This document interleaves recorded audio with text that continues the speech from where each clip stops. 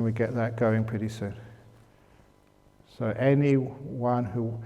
You know how that started? It's a very inspiring story. When we started Dharmasara Nuns Monastery, it was, again, just an idea. Okay, we had a monks' monastery. Where is the women? Where are the women monks? People kept on asking. So, well, look, we're just getting started here. So once we're started, that'll be the next thing on the agenda. So what do? We start a fund for a women's monastery. And of course, that was such a small fund until one day, this man came to see me just in the monastery over there. And he was in jeans and a t-shirt. Came in just an old car. And he said, I've just got my first child. My wife has given birth to a girl. It's my first child. And I want to do some good karma, for my daughter. And I hear you're going to build a monastery for Buddhist women. I don't know. I remember him saying this. I don't know if my daughter would ever want to become a nun, but I want her to have the opportunity in case she wishes. So I want to make a donation. And he wrote out a check for $250,000. I couldn't believe that, because he didn't look like a rich guy at all. And I haven't actually seen him since. It was amazing, just that act of generosity. I was shaking when I received the check. And it was incredible, and that was the start of our nuns' monastery. And then afterwards, when we actually brought it, remember that, Rodney? That was really good fun, because Rodney was a treasurer then, and he was a very good treasurer. He was trying to do the right thing. And when we sort of borrowed a bit of money here and borrowed a bit of money there, we decided that our limit, the amount of money we could afford for Dhammasara, was 600,000 Australian dollars. We couldn't afford any more. And we had the fellow who brought food today, Eddie, a bit of grey hair. He's like Singaporean Sri Lankan, getting white. He was a real estate agent, so we got him to do the bidding at our auction. Beforehand, it was myself, Ajahn Brahm. We got there early, and my goodness, we really chanted. We really gave whoa. And then after doing the chanting, we had the auction. And then it got up to that's right, to $575 and $25,000 increments. And then Eddie said 600,000. That was our limit. And then I was praying. And then this terrible guy put his hand up, 625. Ah! And then Eddie put his hand up, 650.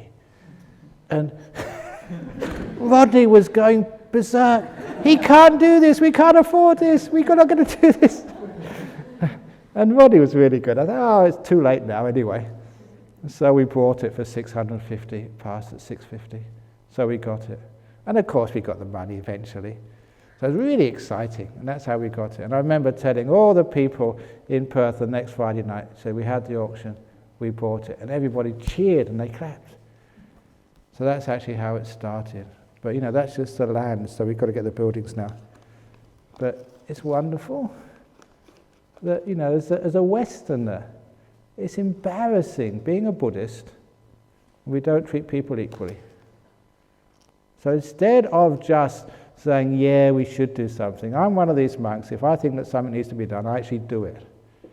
So we did do the ordination of bhikkhunis 3 years ago. And I suffered because of that, lost a lot of friends, but gained a lot more good friends. It's really worthwhile doing. So that's coming up. So that's much better than offering robes. Go online and give a donation to Dhammasara Monastery, because actually it's something which is worthwhile. Don't give, I shouldn't say this, but money for stupas and all these, what's called dead Buddhism, looking into the past. Give it for something, for like a hall they can meditate in, for huts they can live in, for goodness sake.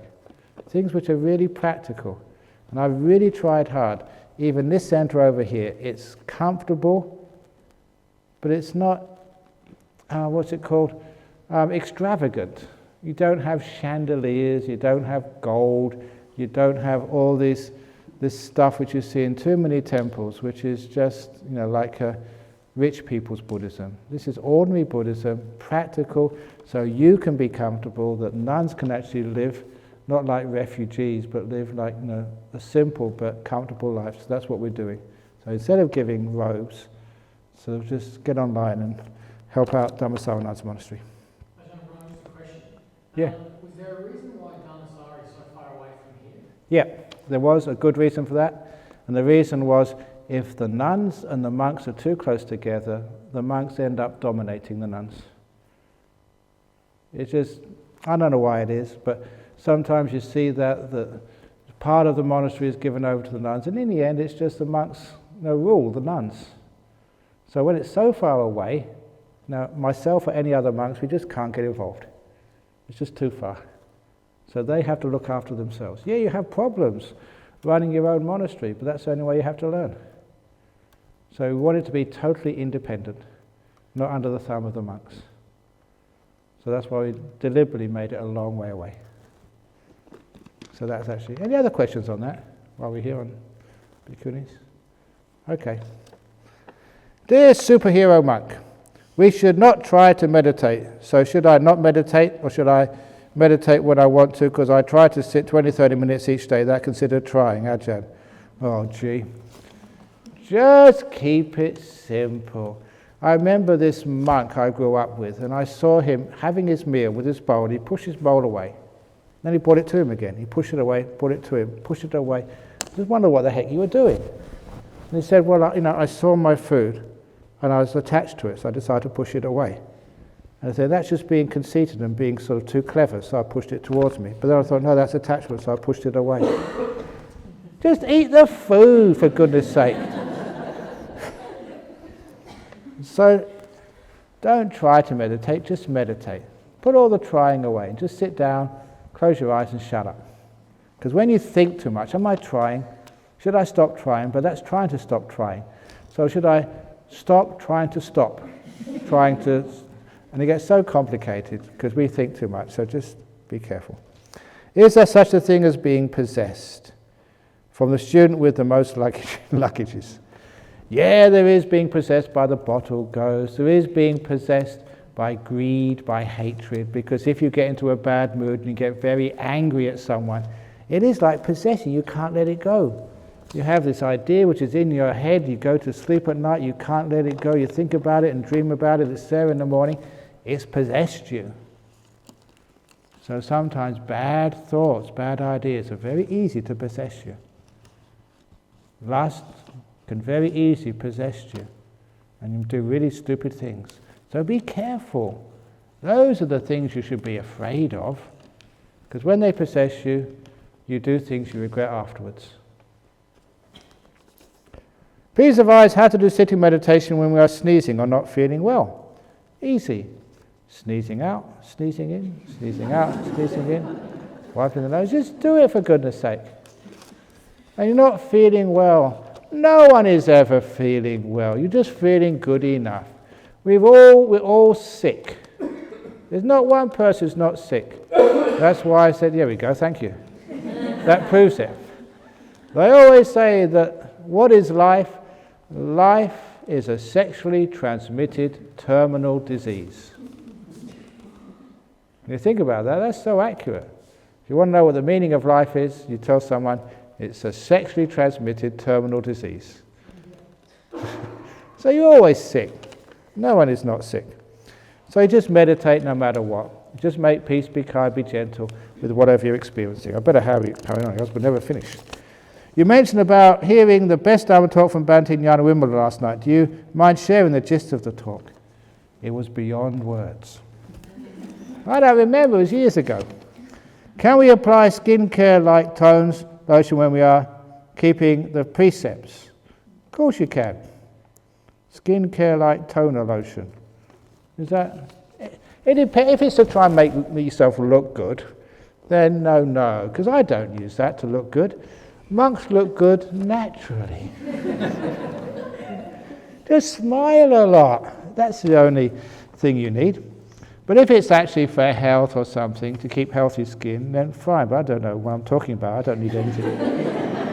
Are we allowed to drink milk in the afternoon where we're keeping the 8 precepts? In Thailand, they're not allowed. Some places allow, some places they don't allow. Because we think do we allow it here? I think we allow it here, don't we, Bianca? Milk? Yeah, because we look upon it as like the same as fruit juice. We call it cow juice. You know, squeeze the cow, just like you squeeze the orange, and you get juice out. So it's like cow juice. I just drink it. Your eminent emptiness. Would you please put the art of disappearing onto a CD and do it yourself? Oh, come on, I worked too hard already. I've already disappeared, so I can't do anything. Opening the door to your heart CD just isn't the same hearing all those jokes in another voice. However, the CD read by anyone would be better than no CD. Look, all you need to do is actually get the cassette talks. I told you we repeat the jokes again and again and again so you can actually hear them from here. Maybe, I don't know.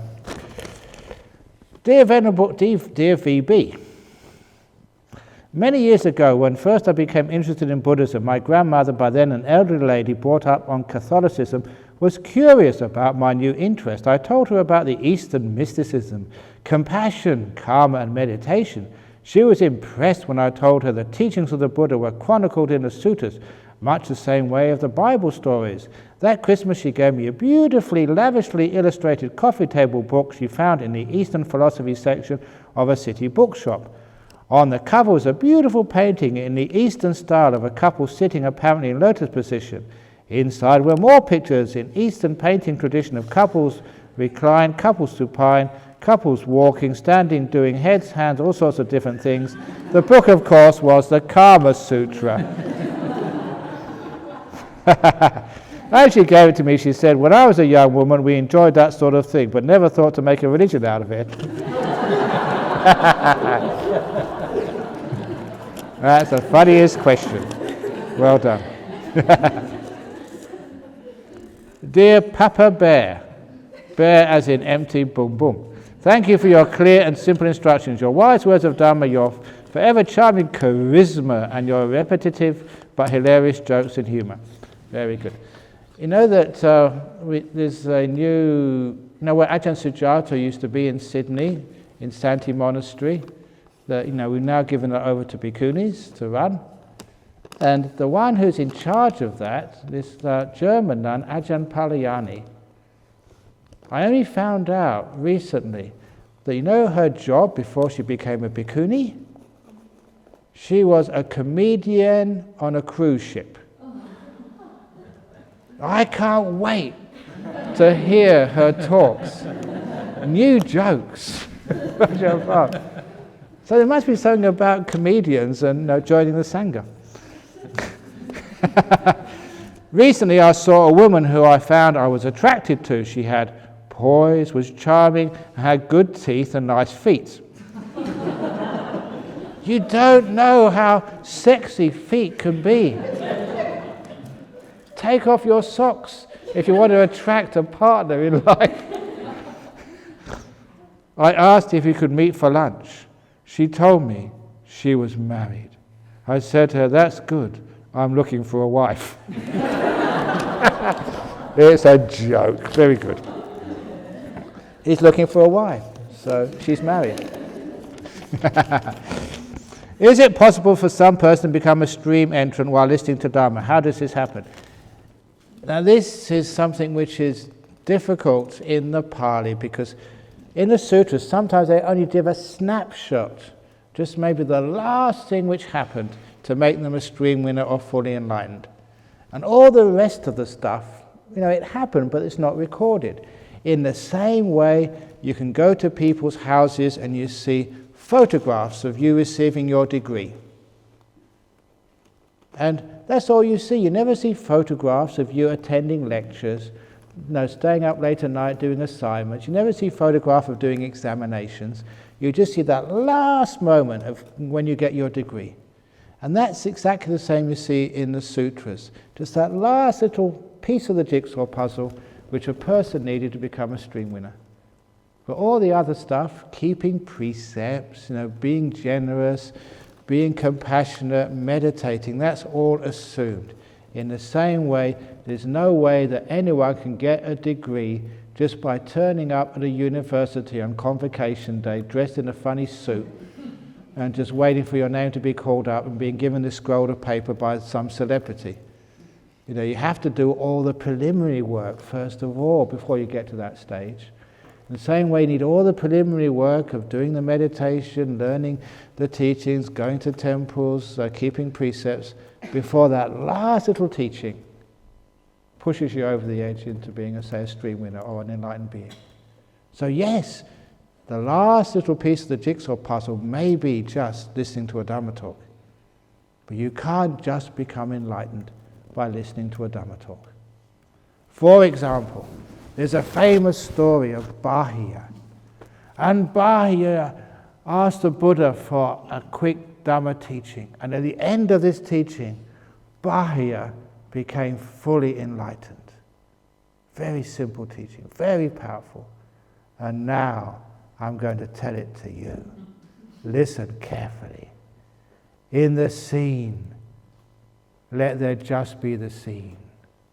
In the herd, let there just be the herd.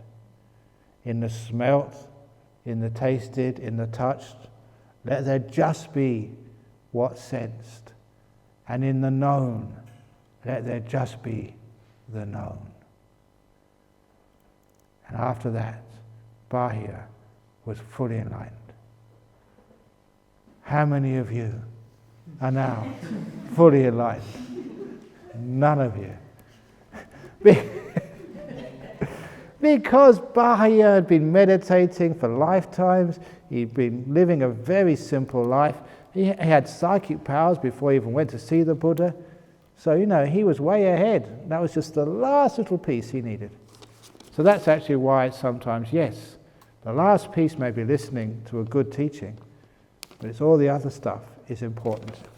The only way to become enlightened is Eightfold Path. Your emptiness, have you any wisdom and advice about parenting teenage girls who are the victims of our society's Australian Western media influence? My concerns include their materialism, focus on looks, and the early sexualization of girls. Yeah, I know everything about parenting teenage girls.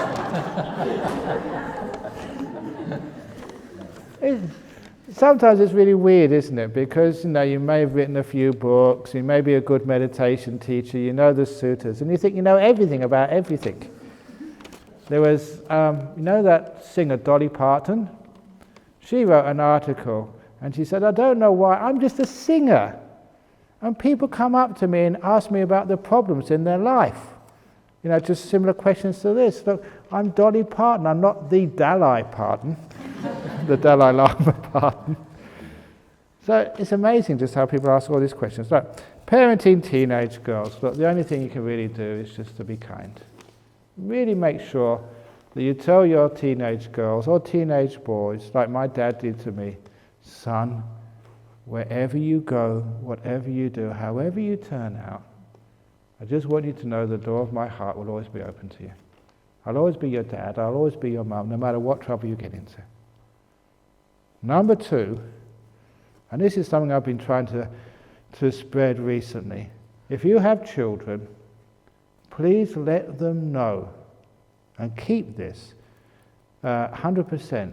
If they come up to you with a problem and tell you the truth, you will never ever scold them or punish them. Even if it's something which is very embarrassing, they've done some very bad stuff, no punishment. Otherwise, they'll be scared of coming to tell mum and dad what's going on. I say that because in my life as a monk, many teenage girls have come up, and boys. Teenage girls said, I'm pregnant. Ajahn Brahm, my mum will kill me if she finds out. Can you tell her for me? And I just feel so sad that there is a girl in big trouble. It does happen. You know, boys, get into drugs or whatever, or they get their girlfriend pregnant. Dad will kill me if he finds out. Isn't that sad? The time in their life they need their parents the most, they're afraid. They're afraid to be honest to their mum and dad and ask for help. They're afraid of being punished and scolded. This is one of the problems. kids are afraid of their parents. So if you have this rule of amnesty, whenever you tell me the truth, son or daughter, and you can tell me anything, and it might hurt me, but I won't scold you.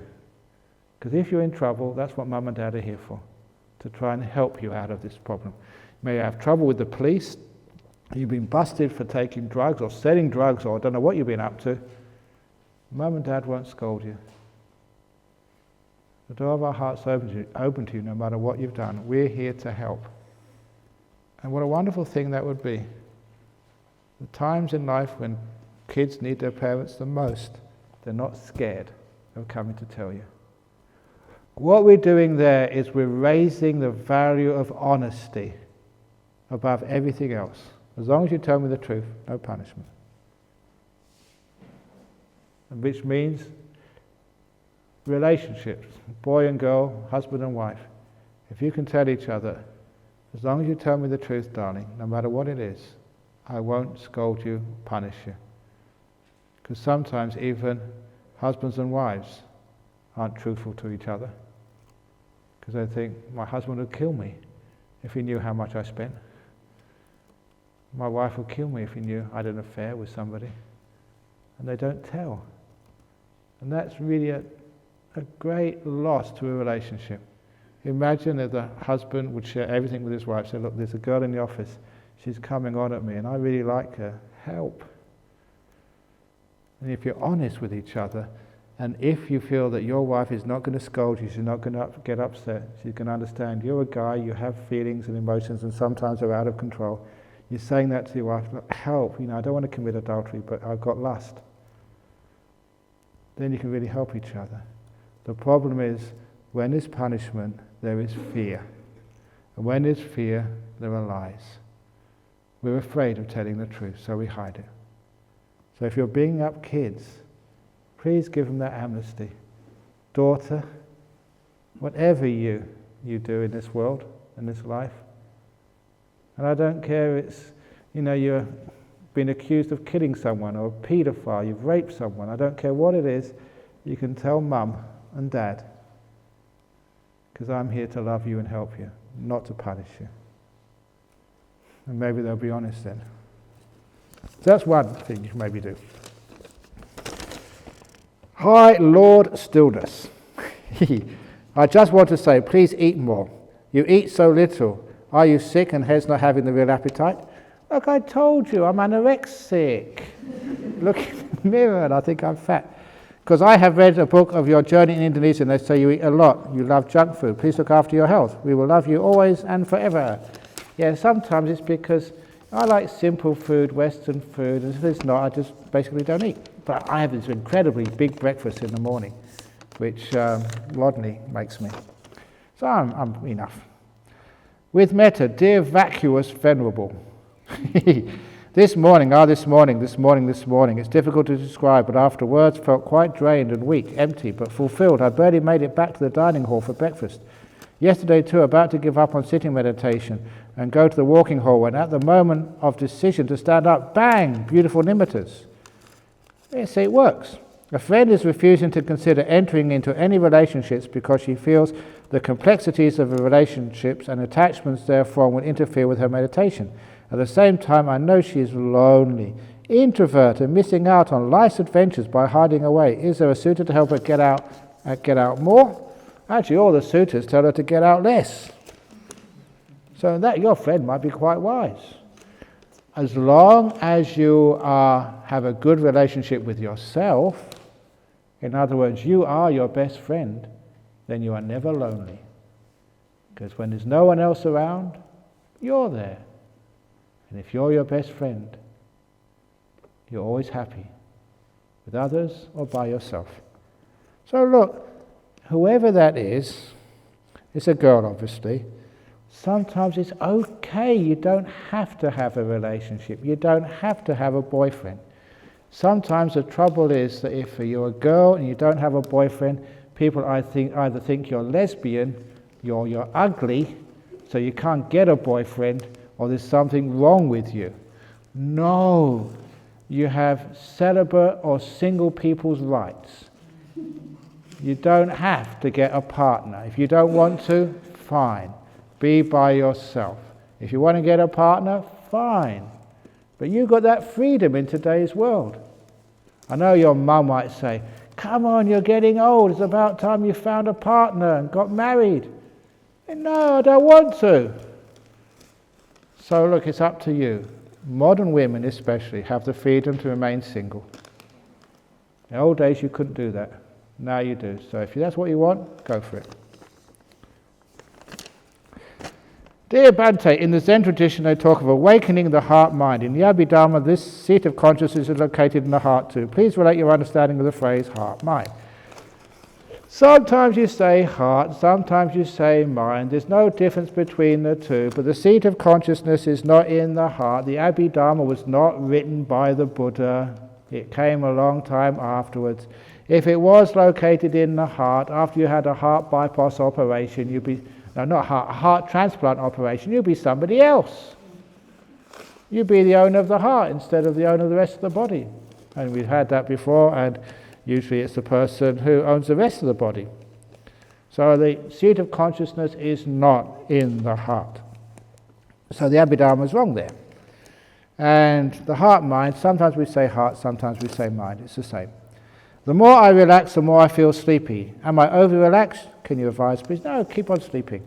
At least you don't make a noise and don't irritate other people. No, sometimes people still haven't had enough sleep. It's amazing because you're so sleep deprived for years. Sometimes you still need more sleep. Dear Ajahn, what time is the tour of the cave tomorrow and where should we meet? This is a secret. If you have the good karma, you'll be there. If your karma is ripe, you will not know, you will not be there, and you won't see the amazing secret cave. So I don't know. What's it, after lunch, I don't know. But anyway, ask each other. It's nothing to do with me. Dear Ajahn, Taiwan Shi Ji is practicing coming back, reborn to do service for others as Bodhisattva do. What is your comments? Ajahn, can I take a photo during your Dhamma talk? Cool, you can take a photo any old time. So yes, coming back, reborn to do service for others. The best service you can do is not coming back. To teach by example. Remember, you've got no choice. If you come back, that means you're not enlightened, which means you're stupid. If you were going to have a heart operation, would you like someone who's graduated from medical school to do your heart operation, or someone who hasn't graduated yet, a student? Who would you like to do your operation? Who would you like to teach you?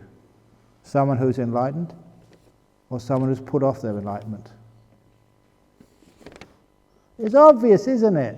You want the experts to give you a heart operation. If you want someone to teach you how to be enlightened, they had to be enlightened themselves first of all. So bodhisattvas aren't enlightened. So they're the blind, leading the blind. Dear Ajahn, ha ha he he.